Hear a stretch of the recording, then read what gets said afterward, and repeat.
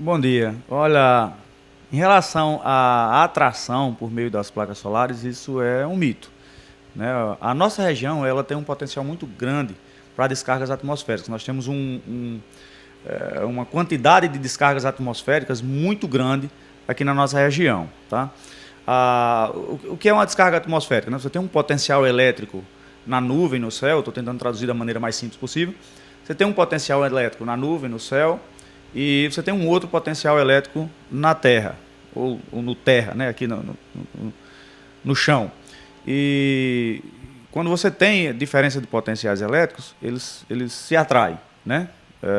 Então, a eletricidade ela procura sempre o menor caminho para fazer o percurso dela, que seria essa atração de dois potenciais elétricos diferentes.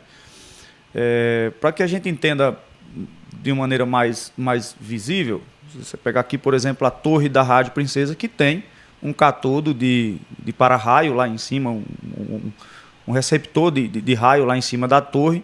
Então, a probabilidade de um raio procurar a torre da Rádio Princesa, ao invés de cair em cima de uma casa nos arredores ali, ela é muito maior.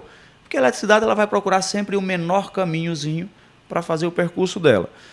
Então, se uma casa, por exemplo, tem painéis solares em cima da casa e de repente foi atingida por um raio, ela iria ser atingida por esse raio se ela tivesse os painéis ou não. Não foram os painéis solares que atraíram esse raio. Foi o potencial elétrico existente no ambiente, né? A casa estava numa posição mais próxima para esse raio atingir ali o trabalho dele, o percurso dele, que seria sair do potencial A para o potencial B. Paulo, outro fato um tanto quanto controverso, que tem gerado também uma certa celeuma, que tu disse com relação ao aquecimento, a um superaquecimento que poderia ser provocado por estas placas solares e que já teria dado origem a incêndios residenciais. Porque também, com a sua experiência no assunto, o que você teria a nos dizer com relação a isso? Olha, eu tenho acompanhado o mercado solar há bastante tempo e alguns incêndios que eu tenho visto, pelo menos que eu tenho acompanhado até então, eles não foram ocasionados por aquecimento nos painéis solares. Eles foram ocasionados, a grande maioria dos que eu acompanhei, foram ocasionados por,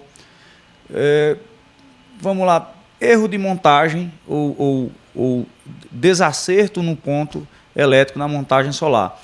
Existe um vilão da energia, da energia elétrica no geral, chama-se ponto quente.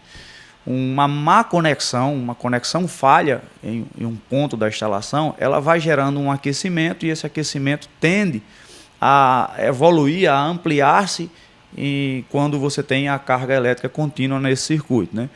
Então você tem, por exemplo, sistemas de energia solar, principalmente com inversores string, onde você une vários painéis e a energia desses vários painéis ela vem num parzinho de cabos e entra no inversor.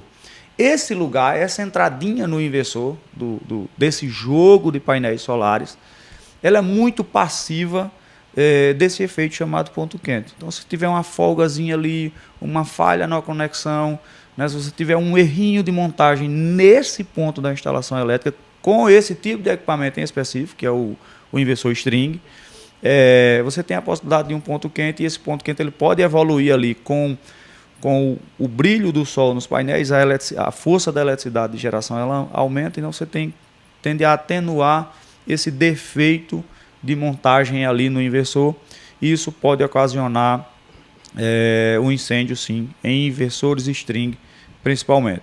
Mas são erros pontuais, normalmente são erros de montagem, e normalmente acontecem com esse tipo de equipamento. Não é causado pelo aquecimento do painel, e sim por um erro de montagem elétrica dentro da instalação.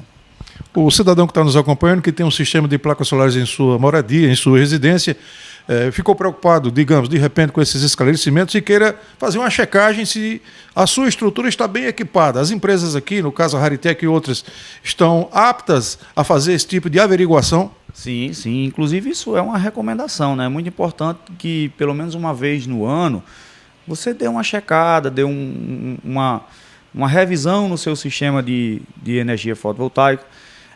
A grande maioria delas nem precisa fazer nada. A grande maioria delas você chega lá, tá tudo perfeitinho, tá tudo bacaninha. Então você reaperta todos os parafusinhos, verifica todos os componentes ali e só atesta que realmente estava bom.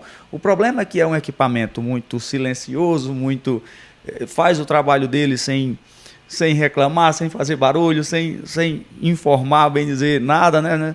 Visivelmente, assim. Então, as pessoas vai deixando, e eu conheço sistemas de energia solar que tem aí 6 anos de montagem e que nunca foi feita uma revisão, nunca foi feita uma checagem, nunca foi feita uma reconexão. Então é muito importante que dê essa manutenção no seu sistema de energia fotovoltaico para que você tenha pelo menos segurança suficiente para não passar esses perrengues que a gente vem vendo por aí.